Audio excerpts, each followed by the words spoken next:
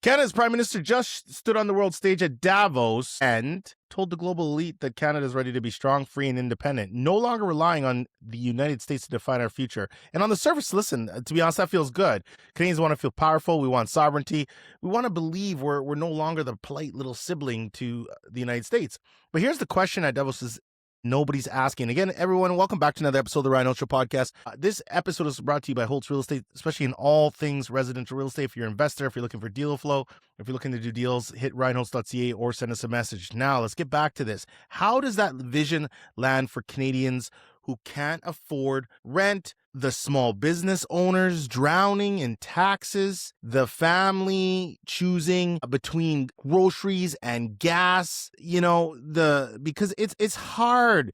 It's hard to feel strong and free when you feel broke and boxed in as a Canadian. A lot of Canadians are facing this and feeling this. Okay.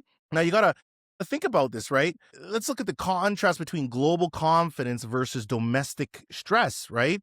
Hey, on the stage, we want to be big, we want to be bad, we want to be independent. I get it. Canada's wonderful. But we got to acknowledge why Carney's message does resonate emotionally, because I think, spiritually, Canadians and morally are not feeling the best right now because the cost of living's high. You're going to work and working your butt off and you are feeling like you're getting taxed. The morale, the job, the immigration, all these different things that are hitting us, not to mention the tariffs and our neighbors, to the south. So his speech was motivational, but again, I got some thoughts on that. Okay. Now we got to think about, I want everybody to think who's listening to this or watching this right now. We want to think about I want to frame this episode as vision versus lived reality. So what he got up on stage and talked about was a lot of vision, whereas we got to talk about the lived reality, right? And what Carney's really saying is, look, Carney's message is this: the world has changed, right? Said that the old rules don't protect us anymore. The U.S. is unpredictable. China is rising. The global order is cracking, and Canada as a middle power can't just coast anymore.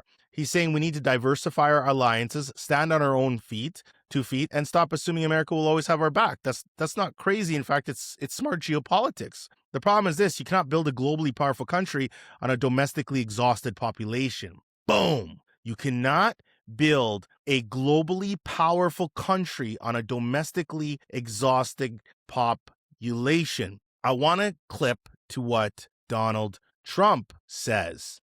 Okay, are you ready for this? I'm going to clip it in.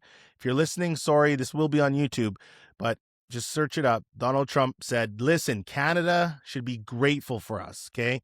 Canada should be grateful for us, okay? So the speaking points here for me is look, I like Carney's realism. Shows I understand the strategy he's trying to implement, but the core tension, again, is global strength requires domestic strength.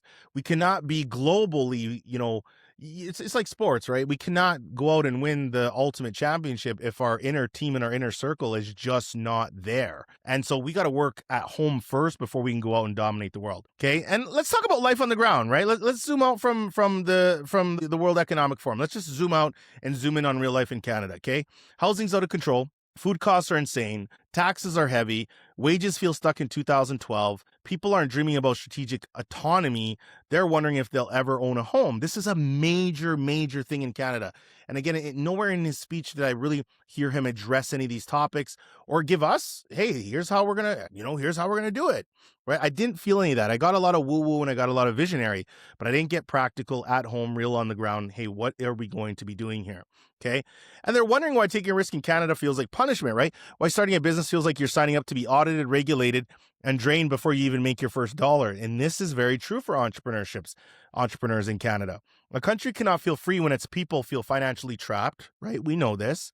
Okay. Again, emotional over stats. People's feelings right now, morale is more than stats. The stats show that, but the overall morale is just not good, right? Freedom to economic mobility. If we're going to have economic mobility, especially with inside Canada, we need to have people that are builders, are change makers, are taste makers, are business builders, are people that are visionaries, right?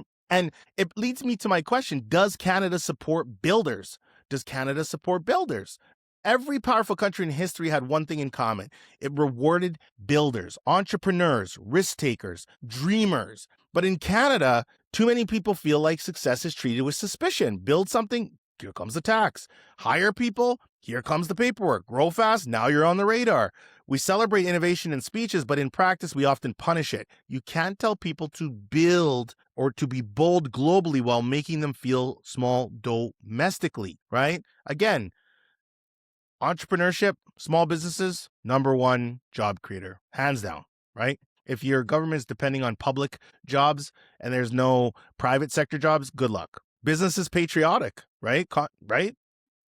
Rhetoric versus reality. Business is, there's nothing more noble than generating money, creating jobs for people, and being a builder. There's just nothing more noble than that. So here is the question. Can Canada globally be independent? If Canadians don't feel personally empowered, can a country be strong and free while its citizens feel taxed, stuck, and squeezed? Because national power isn't built in Davos at the WEF.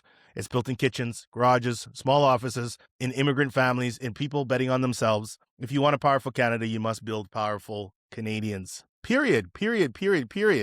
Right? I want to hear from you. Does Carney's vision excite you? Or does it feel disconnected from your reality? Do you feel Canada supports builders or punishes them? Can we globally be bold while people at home are barely staying afloat?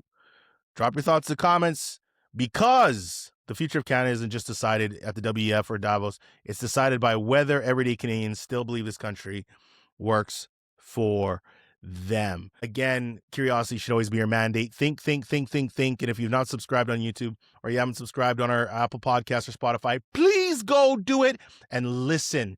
We love you. Team Holtz loves you. Again, my overall thoughts. Love the speech. It was motivational. But the reality is, here in Canada, he's talking about division, whereas he's got a lot of problems back in his own country. What are we going to do about that? Does Canada reward builders? Have a great day, everybody. Much love. We're so glad you enjoyed this episode of the Ryan Holtz Show podcast. Please don't forget to smash that 5-star review, as Team Holtz will love you for it. Also, say hi to Ryan anywhere on social media using the handle @RyanHoltz1. That's RyanHoltz, the number 1. And if you or your business is looking to expand your brand, book a brand jam with Ryan using the link in the show notes.